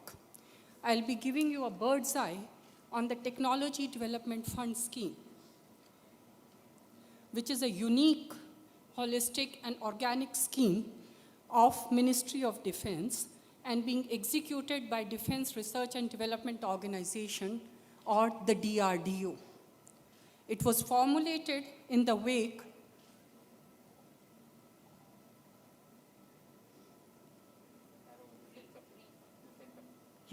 I did that. Yeah. It was formulated in the wake of a much-needed thrust on Make in India and Atmanirbhar Bharat, the Abhiyans of Government of India. TDF was conceptualized to handhold and financially support the large number of immensely proficient and indigenous private industries, especially the MSMEs and the startups. It is with great pride that we have been off to a flying start. I informed this gathering that in the short span of time, the first projects, the scheme had its inception in September 2016, and we rolled out the first projects in January 2018. And in this time of 3 years, we have already awarded 25 projects, and one of them has been successfully completed, and 2 of them are in short finals. So we should be getting them also closed very soon. The salient aspects of TDF, or the Technology Development Fund scheme, is that it provides a grant up to 10 crore rupees, INR, with DRDO funding the lion's share. Up to 94% of the funding is given as grant by DRDO to MSMEs. And to keep the relevance of the technologies being developed through this scheme, we look at the projects, we select the projects which have a turnaround time, a small turnaround time of, say, 24 months. Industry is also given an opportunity, or it has an option, to go ahead and collaborate with academia or the research institutions to carry out the task at hand. The only cardinal and underlying criteria for being selected as the development agency that we call the industry, which is going to be doing the technology development with us, is that it should be owned by Indian residents. So at least 51% of the shares that the industry should have should be with Indian residents.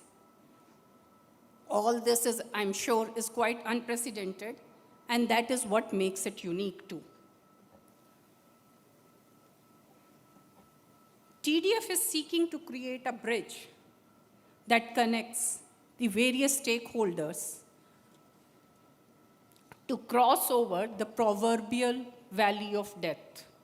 The MSMEs, the development agencies, brimming with disruptive and potentially game-changing ideas, are connected with the armed forces, that is the end users, the academia, the certifying agencies like CEMILAC, and the testing agencies. And above all, the domain experts from concerned DRDO labs to mentor and handhold them.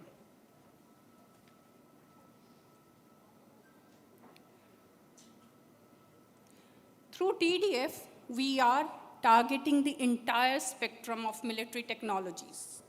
In fact, in my view, TDF is the only sustainable initiative which is capable of energizing the public-private partnership towards broadening the defense industrial base in the country.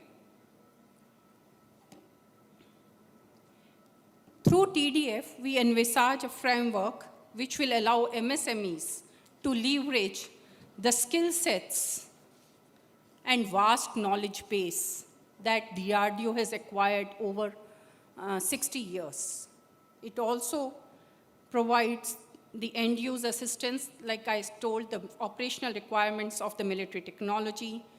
DRDO shares the test facilities and the IPRs, the knowledge base that it has acquired over a long period. This is, I think, the commitment of DRDO to this scheme.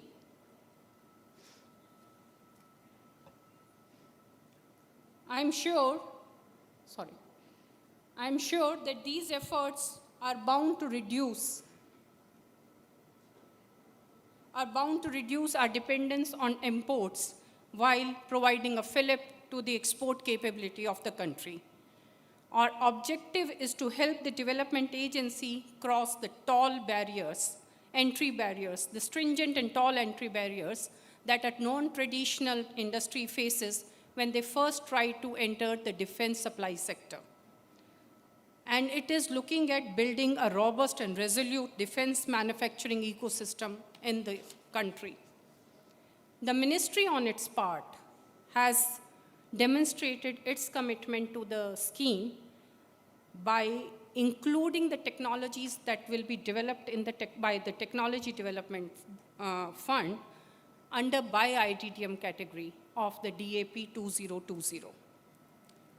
Before I conclude, let me invite you all to come forward and be a part of this special journey for a symbiotic and an enriching partnership that can take the defense industry on a path of self-reliance. My team and I will be only too happy to explain every fine aspect of this scheme. This is a very fine, actually, framework indeed. So if there is anything that you would like to know more about this scheme, we will be very happy to explain it to you. In fact, you, as the industry partners, are the main ingredient in this recipe that we're calling as TDF. And in the end, I would say that we have this old age wise saying with us that we can only achieve things when we work together. Sahaviryam karvavahe tejasvinadhitamastu. That is, if we work together, only we can achieve the brilliance that it is required. Jai Hind. Thank you.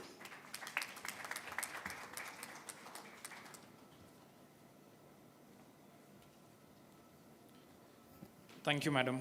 I'm sure that TDF will go a long way in driving the indigenization of defense production for the country. Finally, I would like to invite Mr. Rakesh Sasibhushan, who is the CMD of Antriksh, to share his views on the collaboration opportunities in the space sector for Indian companies.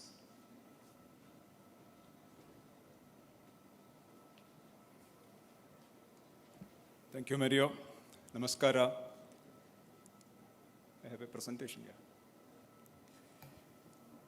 Respected Minister Jagdish Shettar, respected Additional Chief Secretary, other dignitaries on the dais, distinguished guests, good afternoon to all of you. So, next slide, please.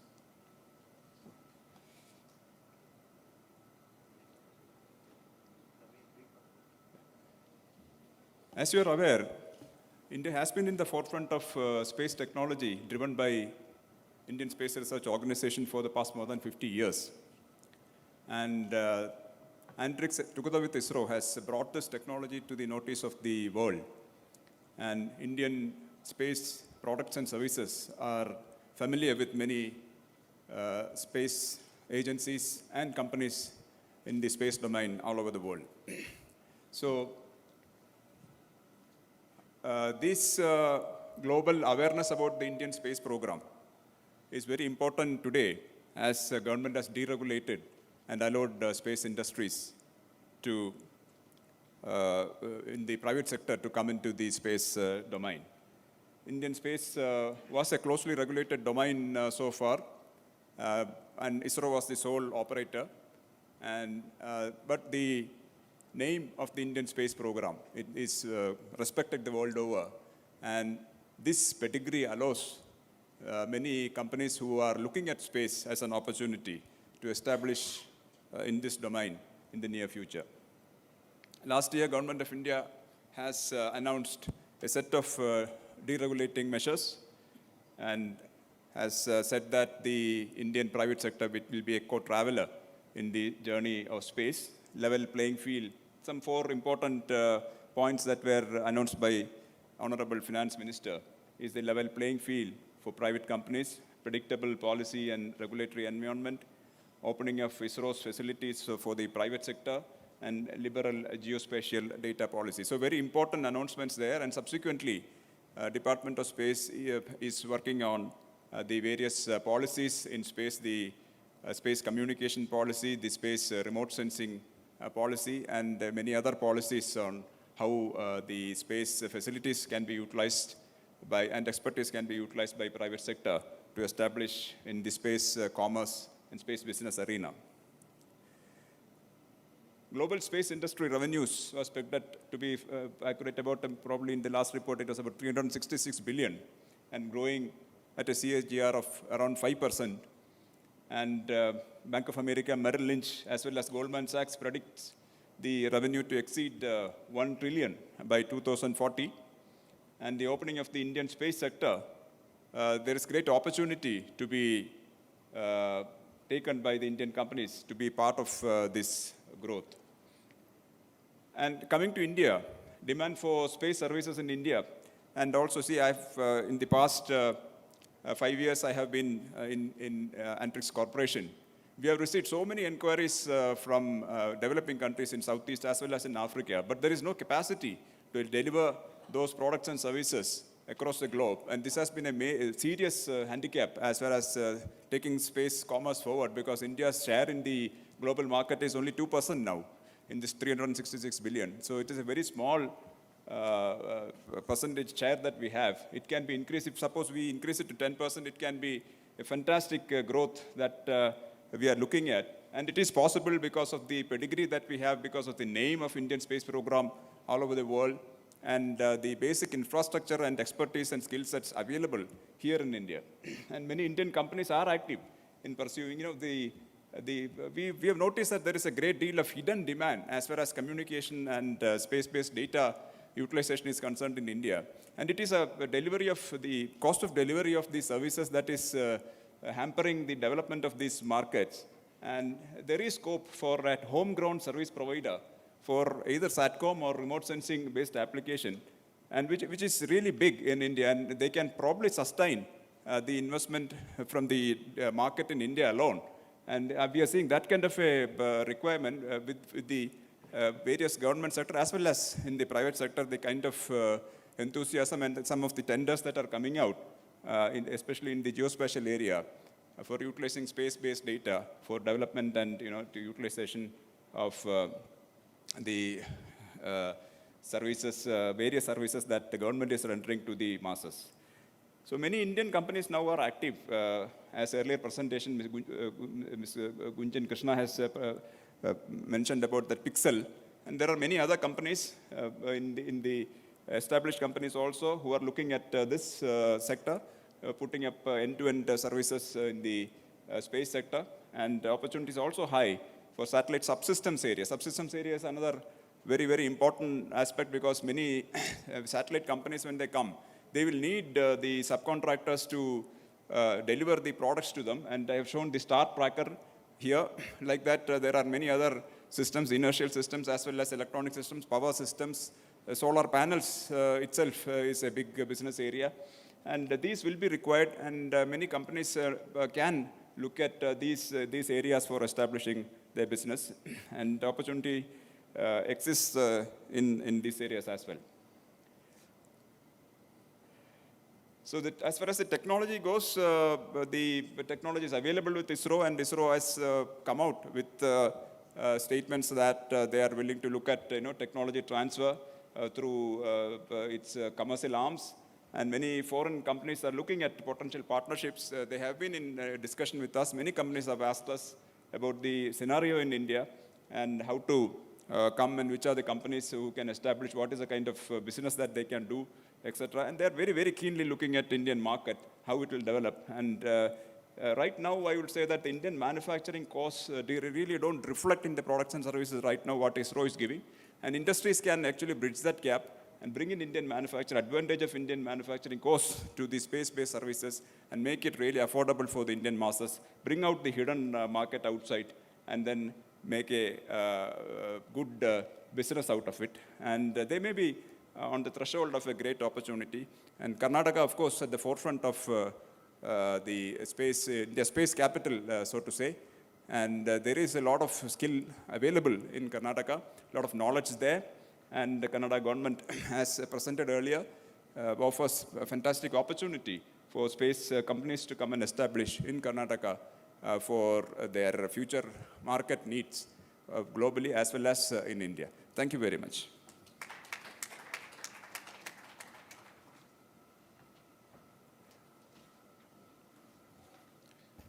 Thank you, Mr. Sasibhushan. With that, we come to a close of this seminar for today.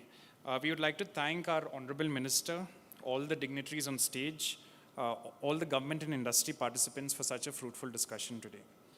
I'm sure with the various progressive policies the government is undertaking and the enthusiasm we've heard from the private sector, the Indian aerospace defense sector is certainly going to grow leaps and bounds. And we are sure Karnataka will be at the forefront of this development. So thank you all for your participation. Have a good day.